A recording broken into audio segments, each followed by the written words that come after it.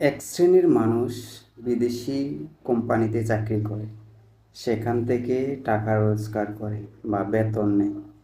অথচ সেই শ্রেণীর মানুষগুলো সেই মানুষদেরকে নাস্তিক বলে বা তাদেরকে খারাপ চোখে দেখে। অথচ চাকরি করে ভিনদেশি কোম্পানিগুলোতে। যতগুলো বাংলাদেশে এপিজেড আছে, কুমিল্লা বলুন, ঢাকা বলুন, চট্টগ্রাম বলুন, সব এপিজেড ভিনদেশি কোম্পানি।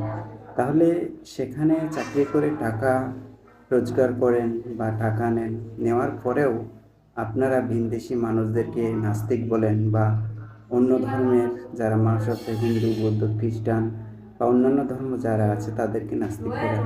আসলে আপনাদের বিবেক আছে না, বুদ্ধি আছে না, মনুষ্যত্ব বোধ আছে?